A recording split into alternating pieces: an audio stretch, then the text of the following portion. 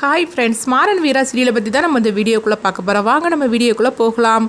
விஜய் பஞ்சாயத்தில் வச்சு சொல்கிறாங்க, அதாவது ராமச்சந்திரனும் அவள் தங்கச்சி வள்ளியும் என் காலை விழுந்து மன்னிப்பு கேட்கணும் அப்படிங்கிறாங்க. இது கேட்டதுமே கார்த்தி அதிர்ச்சி அடைகிறாங்க. இவர்கிட்ட உடனே எங்கள் அப்பாவும் எங்கள் அத்தையும் மன்னிப்புலாம் கேட்க மாட்டாங்க, அதனால எங்கள் வீட்டில் இவளை வாழ சொல்லுங்க அப்படின்றதாங்க. இது கேட்டதுமே விஜய் ரொம்ப சந்தோஷப்பட ஆரம்பிச்சிருந்தாங்க. அப்போ விஜய் மனசுக்குள்ளே நினைக்கிறாங்க, எனக்கு தெரியும் கார்த்தி, கண்டிப்பாக உங்கள் அப்பாவை என் காலை விழுந்து மன்னிப்பு கேட்க சொன்னால் நீ விட மாட்டேன்னு எனக்கு நல்லாவே தெரியும்.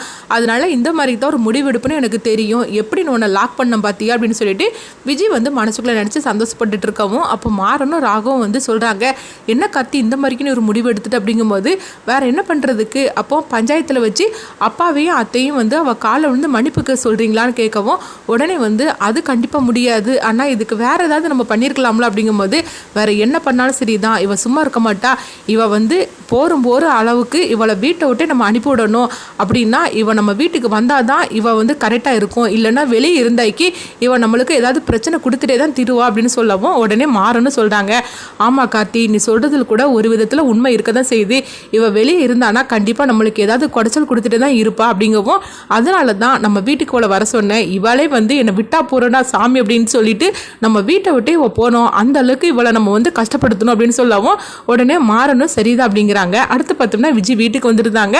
இங்கே பார்த்தோம்னா வீராவுக்கு அதாவது அந்த ஆபீசர் ஃபோன் பண்ணுறாங்க. உடனே வீராவும் அவங்க போகிறாங்க.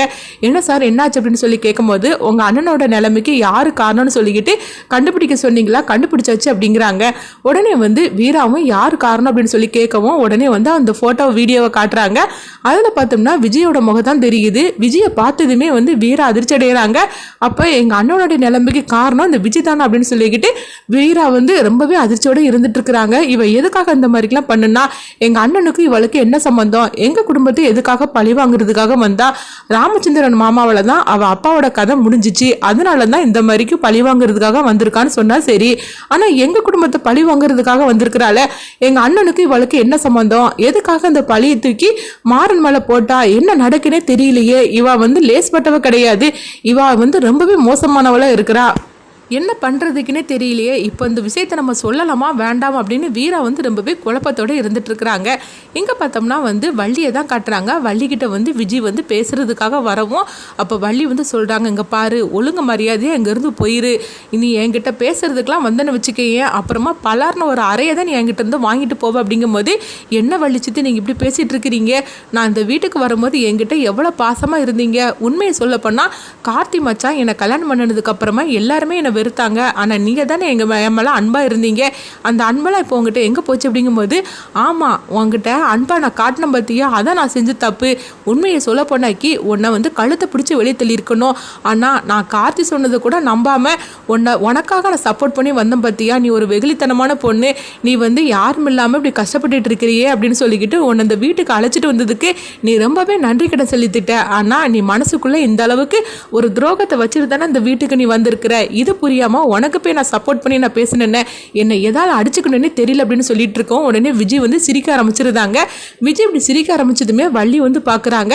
உடனே விஜய் சொல்கிறாங்க, என்ன நான் உங்ககிட்ட இப்படிலாம் கெஞ்சுமன்னு சொல்லி நினச்சிக்கிட்டு இருக்கிறியா என்ன, நானே இத்தனை நாள் நடிச்சுக்கிட்டு இருந்தேன், இப்போ தான் என்னை பற்றின எல்லா உண்மையும் தெரிஞ்சு போச்சுல, அதுக்கப்புறம் நான் எதுக்காக உங்ககிட்ட வள்ளி சித்தின்னு சொல்லி நடிச்சுக்கிட்டு இருக்க போகிறேன், இங்கே பாரு எனக்கு என்ன வேணுமோ அதெல்லாம் நீ தான் ஏற்பாடு பண்ணி கொடுக்கணும் அப்படிங்கவும், என்ன நினச்சிக்கிட்டு இருக்கிற, நான் என்ன உன் வீட்டு வேலைக்காரி நினச்சிட்டு இருக்கேன், என்ன ஒழுங்கு மரியாதை இந்த வீட்டை விட்டு போயிரு, கார்த்தியால தான் இந்த வீட்டில் இருக்கிறே தவிர மற்றபடி ஒன்று யாரும் இங்கே உபசரணம் பண்ணதுக்காக இந்த வீட்டுக்குள்ளே விடலை, ஒழுங்கு மரியாதை நீனு உங்கள் அம்மா இந்த வீட்டை விட்டு போயிருங்க அப்படின்னு சொல்லவும், உடனே விஜயோட அம்மா வராங்க.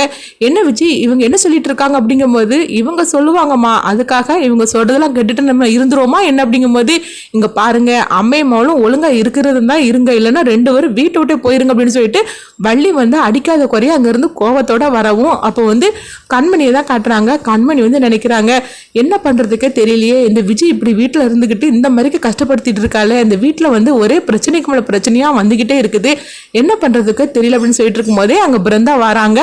அப்போ கார்த்தி பிருந்தா கிட்ட சொல்கிறாங்க, பிருந்தா நம்ம ரெண்டு பேரும் எங்கேயாவது வெளியே போயிட்டு வரலாமா அப்படிங்கவும், உடனே பிருந்தாவும் சரிதான் கார்த்தி நம்ம ரெண்டு பேரும் வெளியே எங்கேயாவது போயிட்டு வரலாம், வீட்டுக்குள்ளே இருந்தால் ஒரே தலைவலியாக தான் இருந்துட்டு இருக்கு அப்படிங்கவும், உடனே சரி நீ கிளம்பிட்டு வா அப்படிங்கும்போது பிருந்தா கிளம்பிட்டு வராங்க.